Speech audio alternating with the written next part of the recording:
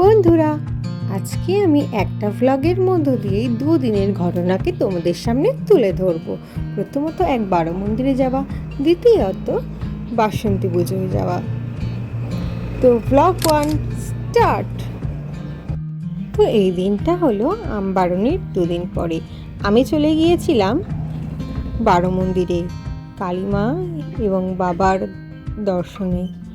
তো সেখানে গিয়ে একটু বাবার মাথায় জল ঢেলে নিলাম। সেই সব ভিডিও আমার তোলা হয়নি, তাই তোমাদের সঙ্গে শেয়ারও করা হলো না, তার জন্য আমি ক্ষমা প্রার্থী। যেহেতু এখানে বারণী মেলা বারণী যে স্নান হয়েছে তার জন্য বারণী মেলাও এখানে উদযাপিত হয়। তো আগে অনেকটা এরিয়া নিয়ে হতো, এখন অল্প এরিয়া নিয়ে হয়। ওখানেতে মা বাবার দর্শন করে আমি চলে আসলাম বড় ঠাকুরের মন্দিরে। সেখানটাতে একটু ভগবানের পুজো দিয়ে নিলাম, বিকজ আজকে ছিল শনিবার।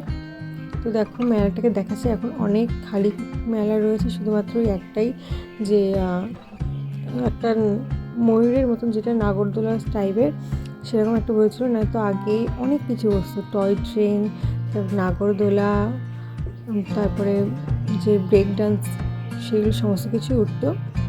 কিন্তু এখন আর হয় না, কারণ জায়গাটা কমে এসে। তারপর বাড়ি এসে সন্ধ্যাবেলা প্রদীপ জ্বালিয়ে নিয়েছিলান। দেন তারপরের দিনকে আমি আবার গিয়েছিলাম একটু মাকে নিয়ে, ভাইকে নিয়ে, কারণ ভাই প্রচুর পরিমাণে কান্নাকাটি করছিল, তাই। তারপর আমি শুরু করেছিলাম ভ্লগ 2। তো ভ্লগ 2-এ আমি চলে গিয়েছিলাম কাকিমাদের বাড়িতে, মানে বন্ধু কাকিমাদের বাড়িতে। তো সেখান থেকে যেহেতু বাসন্তী পুজো হয় কিছুটা ডিস্ট্যান্সে, তো তাই আমাকে নিমন্ত্রণ করা হয়েছিল, তো আমি গিয়েছিলাম আর কি। সেখানটাতে গিয়ে দেখো এখানে সমস্ত কিছু লাইটিং সেট করছে, আর এই হলো আমাদের বাসন্তী মা। বাসন্তী পুজো এসেছি বস, ফাংশন হোক আর যাই হোক, মাকে তো দর্শন তোমাদেরকে করাতেই হবে, তো করিয়ে দিলাম।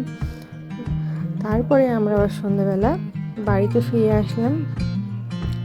বাড়িতে ফিরে এসে আমরা একদম পুরো রেডি শেডি হয়ে, রাত তখন বাজে 10:45, সেই সময়ে আমরা যাচ্ছিলাম। আর এই হলো আজকে আমার লুক। এই ড্রেস পরে তোমরা আমার 2-3টে অলরেডি ভ্লগ দেখে নিয়েছো, তো তার জন্য ক্ষমা প্রার্থী। আমার অল্প সংখ্যক জামা, তাই আমাকে এটাই পরতে হলো। তারপর এসে দেখলাম এখানে চলছে অতিথি বরণ পর্ব। রাত 10টা বাজতে যায় বন্ধুরা, বুঝতে পারছো, এই সময় চলছে অতিথি বরণ, তারপরে স্টার্ট হবে ফাংশান। আর আমরা তো একটা জায়গা দেখে বসে পড়েছিলাম একটু দূরে, যেহেতু কাছে গেলে না প্রচুর পরিমাণ মাইকের আওয়াজ। তো দেখতে দেখতেই একটা সিঙ্গার চলে আসলো, খুব সুন্দর গানের গলা, কিন্তু অল্প সংখ্যক সিঙ্গার ছিল, অন্যবারে আরও সিঙ্গার থাকে। তো প্রথম সিঙ্গারের নাম, মানে আমি প্রতিটা সিঙ্গারের নাম ভুলে গেছি, আমার মনে নেই, বলতে পারলাম না এই সিঙ্গারটার নাম কি। তোমরা যদি চিনে থাকো একটু কমেন্ট করো। আমি ভয়েসটাও দিতে পারলাম না তোমাদের সামনে, কপিরাইটের ভয়ে। তো তারপরে আরেকটা সিঙ্গার উঠে গিয়েছিল, তিনি প্রথমেই এসে গণপতি বাপ্পাকে দিয়ে একটা গান শুরু করলেন।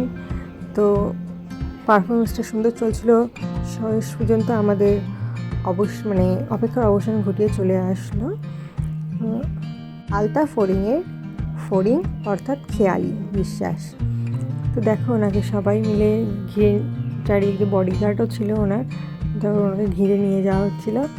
তো এই যে উনি স্টেজে উঠেছে, তারপরে সবাই আস্তে আস্তে চলে যাচ্ছিলো। দেখো সামনে দিয়ে অলরেডি ওঠা শুরু করে দিয়েছে, 2-3টে গান করেছে, বললো যে শরীর খারাপ হবে, যেহেতু আমি গলার ভয়েসটা শুনে যেটা বুঝলাম ওনার জ্বর, তার জন্য 3টে কি 4টে গান গিয়ে নেমে গিয়েছিল স্টেজ থেকে।